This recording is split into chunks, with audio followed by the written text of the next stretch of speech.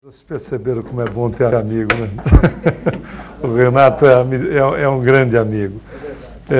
Na realidade, essa obra, o assunto é outro. Nós não vamos fazer uma palestra sobre o livro, mas nós até fazemos uma referência ao livro aqui para que você possa depois ler com calma, mas nós trabalhávamos sempre com coautoria. Esse é o primeiro livro que nós trabalhamos sozinhos. E aí, a partir de então, já temos aí mais 2 pela frente que estamos terminando. Durante 22 anos, nós frequentamos a casa de Chico a cada 2 meses. Íamos na quarta e voltávamos no domingo. E o que nós procuramos colocar nessa obra foram as experiências que nós não encontramos em outros livros. Fizemos uma pesquisa enorme, porque ele é a pessoa no mundo mais biografada em vida que se tem notícia. Pouca gente sabe disso. É impressionante o que nós achamos de obras a respeito de Chico. E nós procuramos fazer uma pequena diferença em relação ao livro. Nós contamos a passagem experienciada ou que ele nos informava a respeito e pegamos da literatura espírita obras que dão sustentação para o assunto. Então, por exemplo, se falamos num processo de ectoplasmia, conhecido como materialização mais comumente, nós pegamos as obras que explicam esse assunto e fizemos as referências. Por que isso? Porque dessa maneira nós evitamos qualquer ligação com aspectos místicos ou mesmo milagreiros, como vem acontecendo a respeito do Chico, do próprio busto que ele tem no cemitério lá em Uberaba.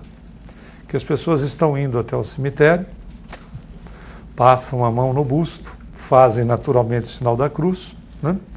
E estão dizendo que está minando uma água do busto, que é de metal, e que aquela água tem poder. Então veja que, né, a mística, situações que não são reais, começam a... E aí, se você escreve um livro e não coloca, não embasa com a doutrina, a tendência às vezes é até ficar com características mística ou milagreira. Mas muito bem, nosso assunto hoje, pessoal, é o causas espirituais das doenças. Nós vamos ver rapidamente por que a rigor nós adoecemos. Nós não, porque aqui está todo mundo está saudável. Não é verdade? Graças a Deus. Até porque você sabia que a Organização Mundial de Saúde definiu que a saúde, veja a definição da OMS, não é apenas a ausência de doença, mas o estado mais completo de bem-estar físico, psíquico e social. Está todo mundo inserido aí? Então, está todo mundo saudável. Né? Se tiver todo mundo inserido nessa condição, veja que não é só não estar doente, também é bem-estar físico, bem-estar psíquico e social. Para a gente entender um pouco da enfermidade, nós precisamos ver nesse livro, que vocês vão adorar, no capítulo 12, nós não vamos contar o capítulo 12, né? Nós estamos dizendo que nesse capítulo nós temos o título do capítulo é Prova ou Expiação.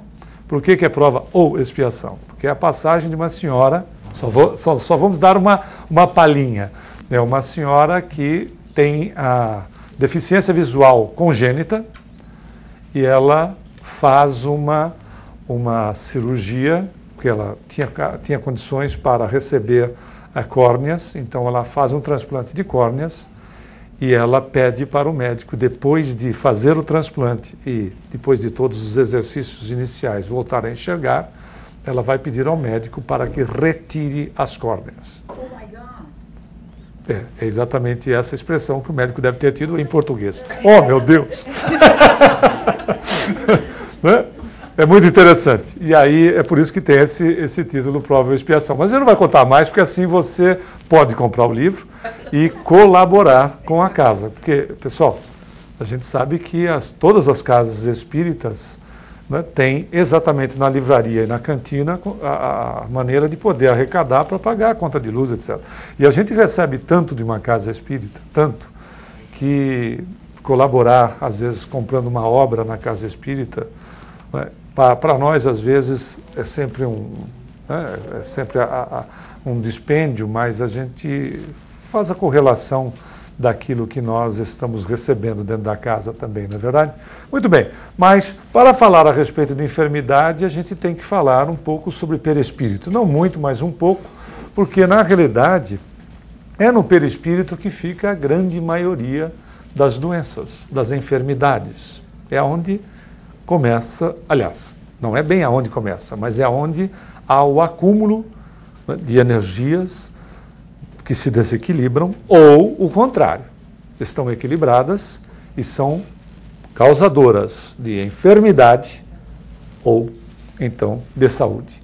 Na realidade, a questão do perispírito, não, ele é de matéria sutil, então, no entanto, ele ainda é um corpo material. Ninguém aqui, a grande vantagem que a doutrina nos traz, é que ninguém precisa aqui desencarnar para ter possibilidade de conhecê-lo na íntegra. Porque todas as noites, quando nós saímos do corpo no desdobramento do sono, não precisa ser à noite, um simples cochilo é possível, nós saímos revestidos desse corpo de matéria sutil, que ainda é matéria, que os espíritos, no livro dos espíritos, colocaram a expressão de que é a matéria quintessenciada, ou seja, essa matéria dividida por 5, mas ainda é matéria, é o corpo do espírito, quando nós, por exemplo, temos o processo de desdobramento natural através do sono, e também é o elemento de ligação com o corpo físico. Não é só isso, ele não é uma simples ponte apenas. Ele faz essa ligação, mas ele também é o arquivo biológico, onde está todo o processo que a gente vai ver, e é também sujeito às leis materiais. A gravidade influencia no perispírito. Por isso que no desencarne a questão de ter um posicionamento em esferas mais elevadas ou não está relacionada à questão cuja gravidade funciona de forma diferente, tá? A gente pode estar assim bem magrinho e bem magrinha, mas não necessariamente vai para um lugar tão agradávelzinho, tá certo? Porque o que acaba acontecendo é o seguinte, aquilo que eu vibro, aquilo que eu penso, aquilo que eu sou, me define em estrutura de peso. Quanto mais eu penso de forma desequilibrada, mais a estruturação energética do perispírito ganha peso, porque se adensa. Quanto mais eu penso positivamente, mais eu vou trabalhando a sutilização do meu perispírito. Ou seja, viver bem em matéria de saúde, não só a respeito da questão somática, mas a questão psíquica, depende de cada um de nós. Né? É uma construção de fato. E o que acontece aí no registro das vivências? O perispírito registra tudo que nós vivemos, percebe, inclusive vivencia no ambiente natural, até porque ele é um arquivo temporário ou memória orgânica. E mais, guarda toda a atividade reflexa e automática. Essa é uma das funções do perispírito. Sob o aspecto biológico, é o arquivo das alterações físicas. Interessante notar que não é só de fora para dentro. Ok? É de dentro para fora. Aquilo que a gente faz também, né, é de fora para dentro, e é de fora para dentro e de dentro para fora. Quer dizer, não é só a questão daquilo que nós podemos impor para nós mesmos através da nossa estrutura psíquica. É aquilo que a gente pode impor também através do como nós tratamos o nosso corpo, que tem ligação, não é molecular. O livro dos Espíritos falava em molécula porque não se conhecia ainda a estrutura atômica. Ela é uma ligação atômica. Né? Logo, aquilo que nós promovemos para o corpo também afeta o perispírito. O contrário sendo verdadeiro. Então, arquivos desequilíbrios do espírito que adoece primeiro, refletindo após um espaço de tempo a doença no corpo. Veja, doença no corpo é reflexo daquilo que o ser está vivenciando ou daquilo que o ser é. Ele reflete.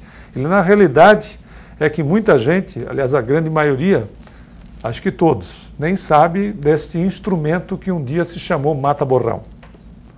Que as pessoas escreviam com uma caneta que mergulhavam a pena na tinta, e como havia uma sobra de tinta, se vinha para... Você conheceu o mata-borrão?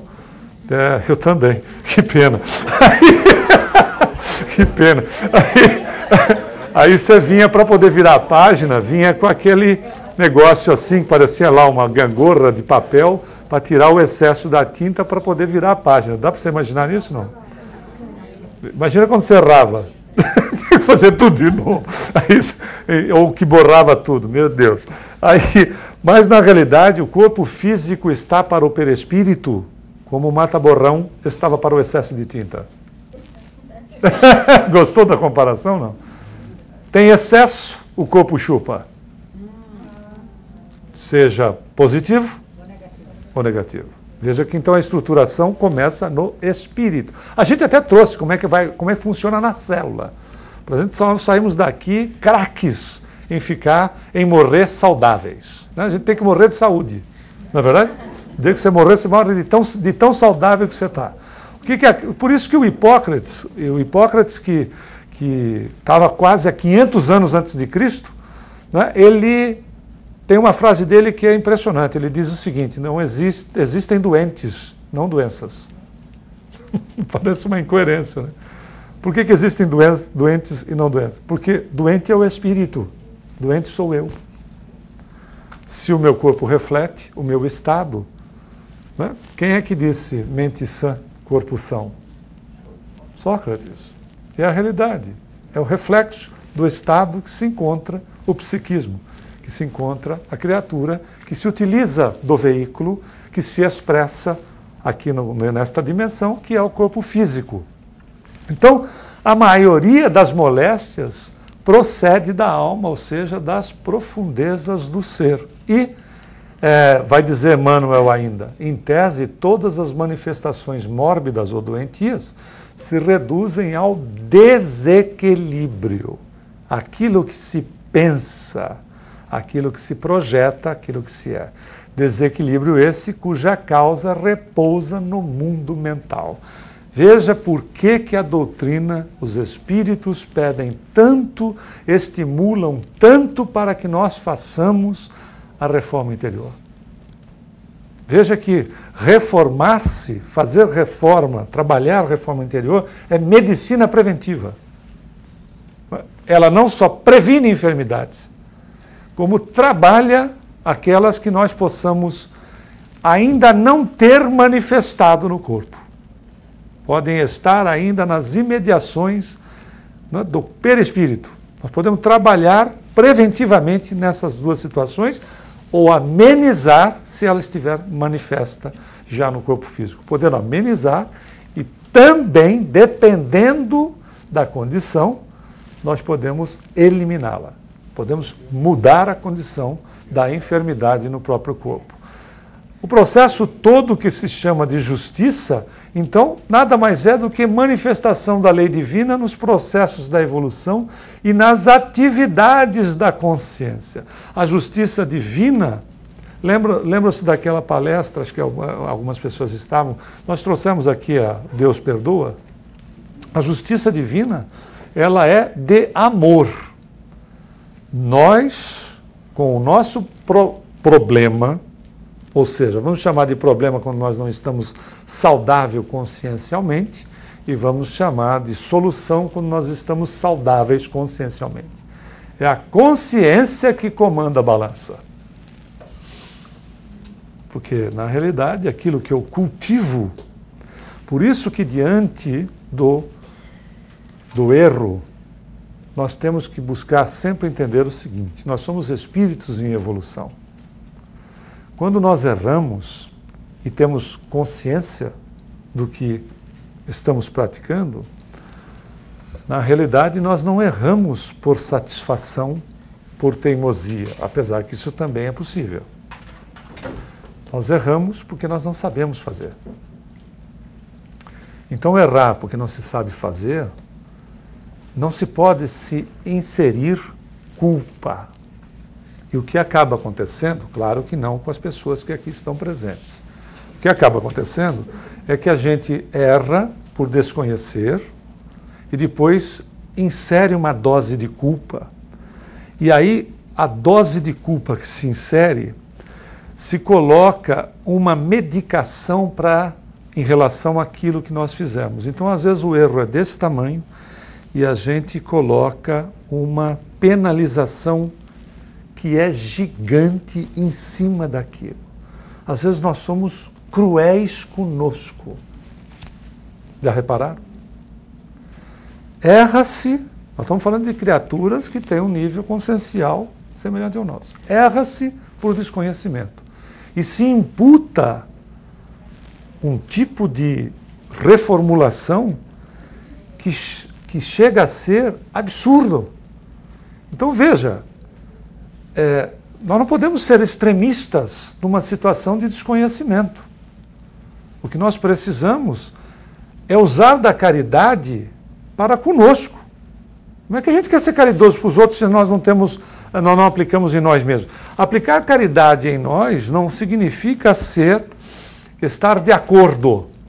Caridade é um processo de ação contínua, que continua fazendo, que faz um trabalho contínuo, esperando com calma que se alcance um resultado positivo. Não é ser complacente com o erro. Não é aliviar uma situação e deixá-la no lado. É trabalhar para que nós possamos, na outra oportunidade, não cometermos mais. Mas se repetirmos, temos a tranquilidade de continuar insistindo até o momento que nós automatizemos o que é fazer de maneira correta. Não é fato? Exemplo simples. Tirando alguns gênios, que são poucos, que sofrimento que foi para fazer de uma forma elegante e bonita as primeiras letras do alfabeto, né? O que precisou? Exercício, prática. Isso também é real na nossa vida. Mas vamos em frente. Naturalmente, no quadro da enfermidade, dessa manifestação, então, do espírito no corpo físico, nós temos 3 situações. Nós temos um quadro que é expiatório, outro de solicitação e outro de invigilância. Quadro, por exemplo, expiatório. A questão expiatória, nós, via de regra, expiação é o indivíduo tem noção e continua a fazer daquela maneira. Ou seja, vai transformando a resposta, automatizando a resposta. E gosta de fazer daquele jeito. Nós trouxemos o exemplo de uma pessoa, né, que se tornou espírita e que é bem isso que nós acabamos de falar. Ele passou a gostar de fazer de determinada maneira. Então, e também tem outro detalhe. Em quadros dessa natureza, nós sempre vamos reencarnar com criaturas que se acompliciaram conosco, ou então que estão numa verdadeira prova de amor para nos auxiliar diante de um quadro muito difícil, que é esse que nós vamos mostrar aqui, que é Jesus Gonçalves. Jesus Gonçalves, aqui está a foto dele, ele teve uma existência muito curta no planeta, 45 anos, e na realidade ele chamava Jesus Gonçalves. Ele se torna espírita e acentua o porque ele disse que ele não tinha condição moral para ter o mesmo nome do Salvador do mundo, ou seja, do Mestre do mundo, que era Jesus. Mas Jesus Gonçalves, antes dessa existência, ele teve algumas experiências onde ele gostou dessas experiências, inclusive. Ele teve uma delas, ele foi Alarico I, de 375 a 410, rei dos Visigodos, uma criatura extremamente cruel, extremamente cruel, o Alarico I. Desencarnou, etc., passa um tempo no plano espiritual e voltou, né, para continuar ajudando como Alarico II. Né? E não mudou nadinha, ele só estava mais aperfeiçoado na crueldade dele. Então, quando ele invadia os locais, né, porque os reis eram sempre guerras de conquista, quando eles invadiam os locais eles não deixavam nem animal vivo. Era um indivíduo extremamente cruel. Mas aí ele melhorou um pouco, porque depois dessa existência ele veio como Cardeal Richelieu, que foi uma doçura de criatura, que metido na política, viveu neste período. Claro que teve outras reencarnações, essas que são as que mais se destacam. Ele metido na política, ele mandava prender, mandava soltar, e via de regra não mandava soltar, só mandava prender. E as criaturas acabavam desencarnando naquelas masmorras que iam parar, né, que era desencarne certo. Raramente a criatura conseguia sair com vida. Grande